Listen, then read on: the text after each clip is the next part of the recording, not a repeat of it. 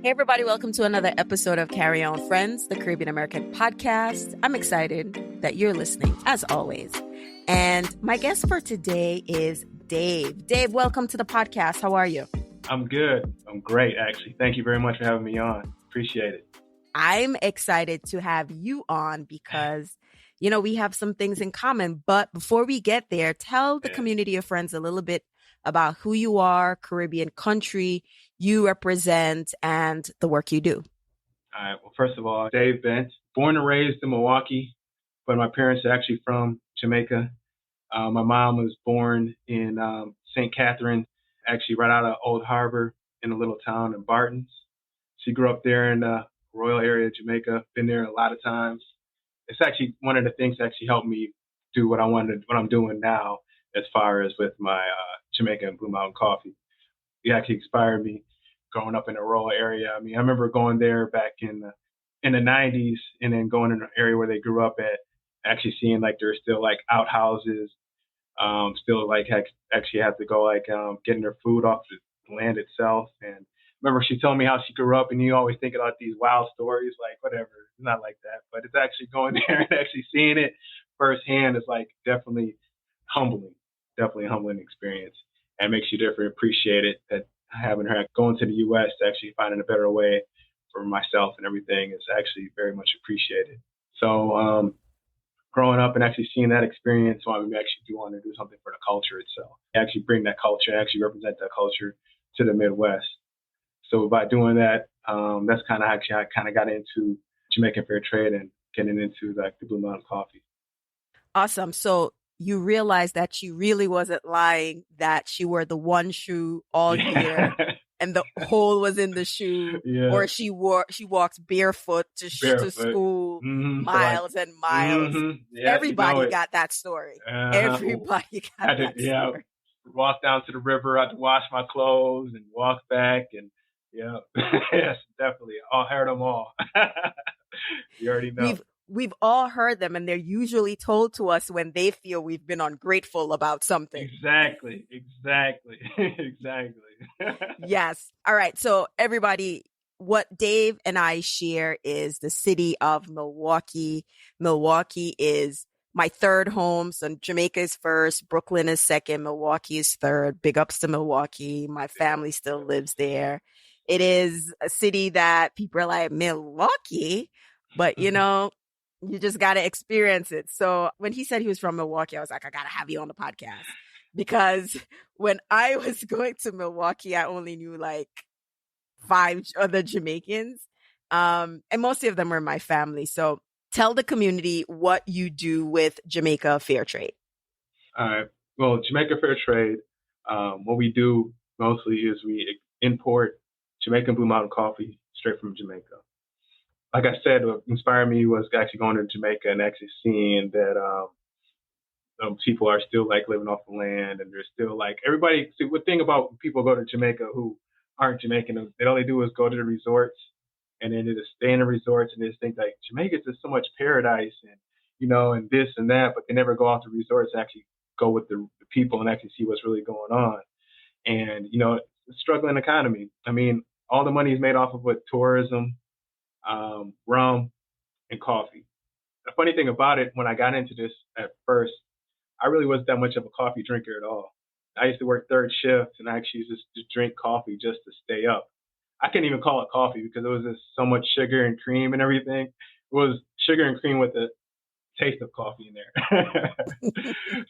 When I got introduced to Jamaican coffee, I was in Jamaica probably like 10, 12 years ago, something like that. It was my cousin had a wedding there. I was in the wedding party. And when you go in the wedding party, you're going out, having a good time and all that. And we went out, and then next morning, had to get ready to do something, practice or something like that. So I wanted some coffee. And then I remember I was like, well, can I get some coffee? And then I was like, I get some cream and sugar and all that. And they're like, oh, you don't need no cream and sugar for that. Just go ahead and give it a try. And I remember just giving it a try. That's my first time. I remember I had black coffee before and just waiting for that like bitter aftertaste. And then just drinking that coffee there and have no bitter aftertaste. It was smooth. I was able to like drink it just straight black, like for the first time. So I was like amazed, like, man, this is like really good. I was like, man, I got to get this home. Like, I got people try this. it was just a thought then, really didn't have any ground or anything at that point.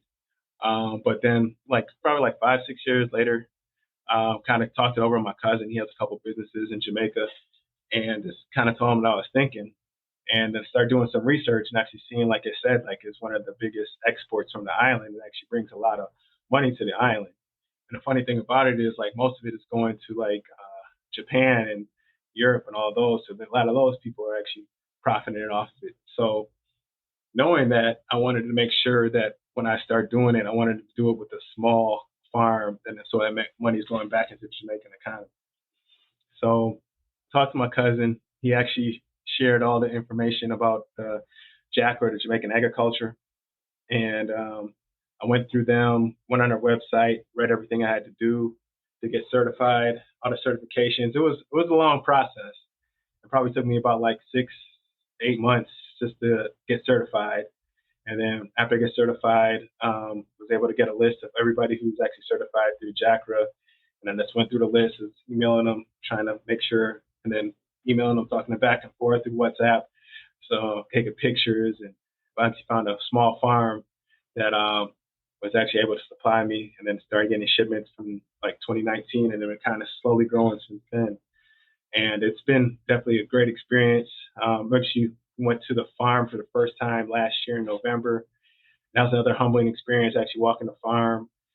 They actually made us a meal and everything straight from the farm. I mean, they fried the breadfruit right in front of us, and then they made some rundown for us too, and then squeezed some fresh lemons from the tree and everything. Funny thing about it is they made it all right in front of us. It's the best meal I had when I was there compared to that, Americanized resort food. So it definitely was a great experience. Wow, that's awesome. Your story is bringing back memories because, these are things that when I was growing up in Jamaica, you take for granted. You go outside, you pick the lime, you go outside, you pick the mint off the Mm-hmm. bush. Yeah, You go outside, you're picking the breadfruit off the tree. All of these things we take for granted. So for yeah, you to have that experience and feel like, wow, this is one of the freshest foods or freshest meals that I've had. My cousin who lives in Milwaukee just told me this the other day is life is wasted on youth because when you're so young, you don't realize all the things you should be appreciative of until mm-hmm. you get older. Exactly. So great story about starting Jamaica Fair Trade and the process to get Jamaican coffee here. So what has been the reception like for Jamaica Fair Trade, and overall, what have you been learning doing business and trying to expand Jamaican culture by selling a Jamaican product? I mean, the biggest thing I learned, I mean, a lot of people, I mean, as soon as they taste it, they fall in love with it. Just like me when I had my first experience in tasting it. Like I said before, I mean, you don't have that bitter aftertaste. You wait for that bitter aftertaste. You don't have that at all. So it's definitely been getting a lot of good reception. The hardest thing is just getting the name out there and getting it out there to my right market. For one thing, because Blue Mountain Coffee is one of the rarest coffees as well, and one of the world's most sought after coffees. And it's also grown at the highest peaks of Jamaica. And with it be grown like that, you don't get as much coffee as compared to a lot of other coffee crops. So it makes it even harder to get. So it's grown out of volcanic soil, that gives it that unique taste. And with that, you don't get as much crops as well. And with that being so unique in the taste and not being able to get as much crops, the price of it is actually a little higher too. It is like the champagne of coffee. So with that being said, it kind of prices a lot of people out too as well. So you only have like a certain market as well because of that price and everything on the coffee. But it's a great coffee, and just learning about the coffee culture and everything has been an eye-opening experience. And then everything too with like I said, doing business in Jamaica, it's definitely been different. Definitely different. I mean, it's a lot slower. Going through the whole process of going You found certified. out. You Man, found out. man, I'm like I was trying to get my papers work and all that. I'm like, can I just scan it and send it to an email? No, you gotta mail it. I need the certified mail thing and everything. I was like, really? that just kind of threw me off. Like, that's why the process was so long. I had to mail forms back and forth. And if I messed up on the form, I had to get that mail back and mail it back to me. I was like, why can't we just scan this and over email? But she communicated with me over email, but no, we can't do that. Yeah, it definitely is a lot slower process. You found out because it's the Yes, same yes, situation when you're trying to do banking yes. and just it's just crazy. It's I know so wiring much money and different. everything and all that. So yeah, it's definitely. Yeah. So I want to switch gears a little bit. So we've Mhm. talked about Jamaica Fair Trade. It's coffee. It's Blue Mountain coffee. And it's what's so interesting. The coffee craze is only recent because I didn't grow up like when you said, here's coffee. I'm like, I don't drink coffee. It wasn't a thing like we did back home. So in terms of Jamaica Fair Trade, there's a particular coffee connoisseur, for lack of a better word, that you're appealing to. So I want to switch gears a little bit and talk about you growing up in the Midwest, because people are like, Milwaukee. Every time people ask me, what you doing Yes, in yes, Milwaukee? yes, And I'm just, I yes, got to explain to yes, them yes, what Milwaukee is about. So talk to me a little bit about growing up in the Midwest, Milwaukee, to Jamaican parents, and what was life like? That's funny. The funny thing about it, when as soon as you start talking about Milwaukee, it just makes me think like every time I go somewhere else, and the first time I stand from Milwaukee, they're like, "Is there black people there?" That's the first thing people say. What? There's black people there? The funny thing about it, they don't know like there's a lot of black people in Milwaukee. Listen, A lot of black people listen. in Milwaukee. When I first got there, I was like, what Yes, is yes, happening here? I yes. mean, to be fair, Milwaukee County itself is Mm-hmm. heavily populated Yes, Black, but when you go out to like yes, yes, yes, Wauwatosa and exactly. all those other places, Yeah. then it's a little different. Yeah. So that's the thing, kind of thing that kind of makes Milwaukee kind of unique compared to other cities. It's very segregated. You go to the north side, you'll see nothing but black people. You go to the south side, you see nothing but Hispanics. It's like very segregated like that. So I mean, it's different. I mean, it's crazy because I grew up here, so I go here and I'm kind of used to that. Like everybody stays in their own section.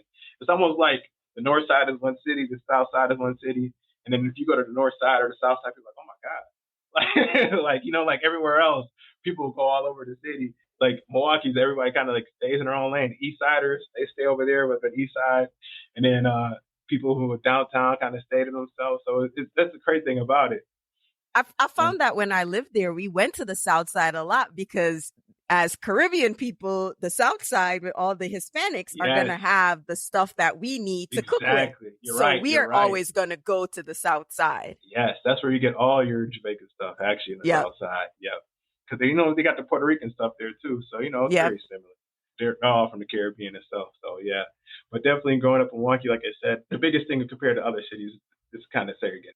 Like, I remember going to Houston, and, everybody drives from, like, each side of town. They're like, but the thing about it's so spread out. They're like, oh, go half an hour this way. You got to go to this spot, or half an hour that way, you know. And everybody's in Milwaukee. They're like, I'm not going anywhere outside like 10 minutes or something like that, If it's 10 minutes away, it's a little too far for me. So yeah, but yeah, so that's definitely the biggest experience. And then, like you said, like growing up with Jamaican parents is definitely a experience as itself. Growing up very strict, that. I mean, always growing up and you're never hungry. Never hungry. Mom always cooking up big meals on Sunday, which you eat for the whole week. So I'm always used to her cooking and always having good Jamaican food. Growing up with curry goat, jerk chicken, and the funny thing about it, like having those meals, like you said, just taking that stuff for granted as a kid. Because you're like used to having jerk chicken, curry goat, oxtails, just having all that stuff, all that culture all the time to the point like I want some McDonald's sometimes. To which she answers, McDonald's, you have Yeah. McDonald's money. Yeah. Or I make a burger better than McDonald's. Yes. Yeah. Yes. Mm-hmm. Yes. Mm-hmm. Oh my goodness. In terms of your parents, have they Yeah. told any stories about adapting to Milwaukee itself? Because I've definitely heard stories. What was their experience coming to Milwaukee as opposed to most Caribbean people are coming to big Northeast cities, or they're either going to Florida, they're going to Atlanta, they're coming to New York, or they're going, further up on the East Coast? The biggest thing what I hear from them was just adjusting to the cold. I mean, Yeah. like the cold is the biggest thing. I mean, like my mom remembers telling me that she never had a winter jacket and just coming here. I mean, and I think she came in the middle of winter with just like a sweater or something like that, and it was like 5 below 0. So just that having that big culture shock, and that was probably the biggest thing that she's really shared with me about just having coming from Jamaica, coming to the Midwest. I think the weather is the biggest adjustment for any Yeah, Caribbean immigrant, right? But a yeah, Midwest winter is nothing compared to like even being in New York or exactly. Boston. Yes, It's just on a different level. I've yeah, experienced winter many times in Milwaukee, and it's like, ooh, it's bone chilling. But also from a temperature perspective, it gets really cold in the winters, but it can get deathly hot in the summers yes, as yes, well. yes, There's never really a gray area yes, for the yes. city. So Mm, I'm just excited to talk Milwaukee with you and let the yes, audience hear about Milwaukee or anyone else in Wisconsin. Big up. This is your episode. yes. So before we wrap up, Dave, what do you want the audience to know about you, Jamaica Fair Trade? What are you excited about in the future with Jamaica Fair Trade? All that good stuff. Well, definitely, I'm excited about a couple of collaborations at Jamaica Fair Trade that we got going on. I guess you got something going on with a couple other entrepreneurs that we'll be doing something in Milwaukee in the inner city. We're going to be opening up a coffee and juice place. It's going to be a Kumba Juice and Coffee. We'll be having Jamaican Blue Mountain coffee, but we'll also be having these like healthier juices as well with the community center in the back.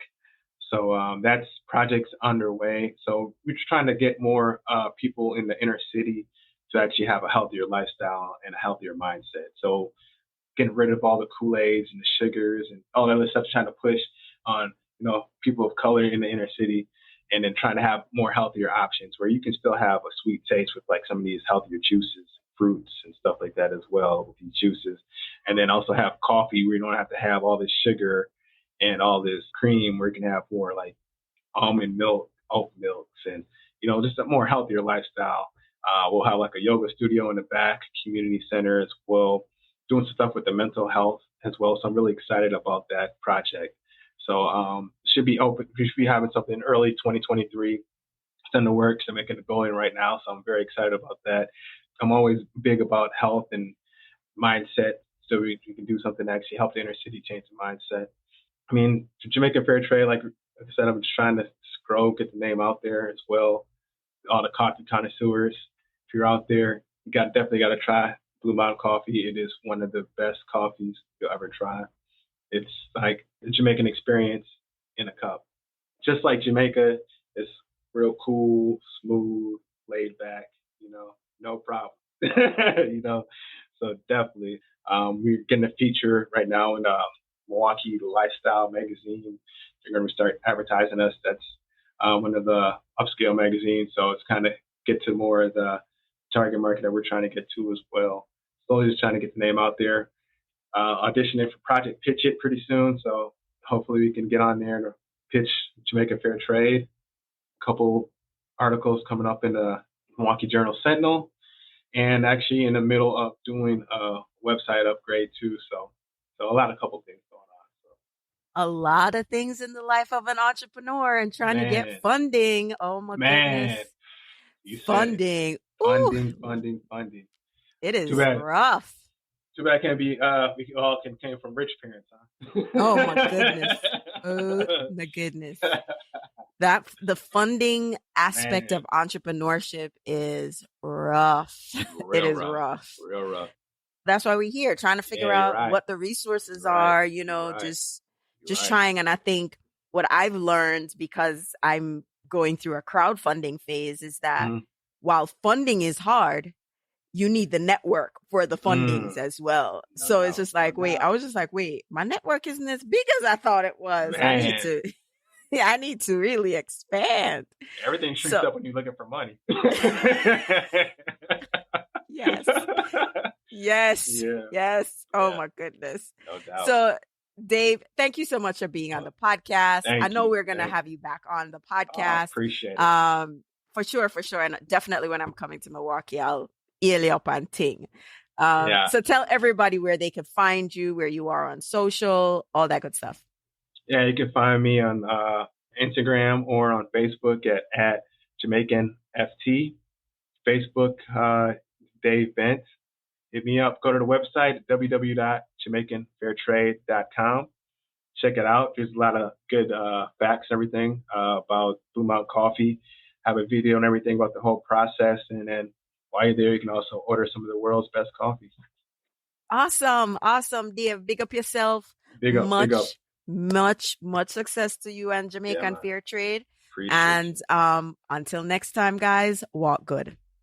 The Carry On Friends podcast is produced by Breadfruit Media, and new episodes are available every other Tuesday morning. You can listen to the podcast on the website, carryonfriends.com, or you can listen on Apple Podcasts, iTunes, or wherever you like to listen to your podcast.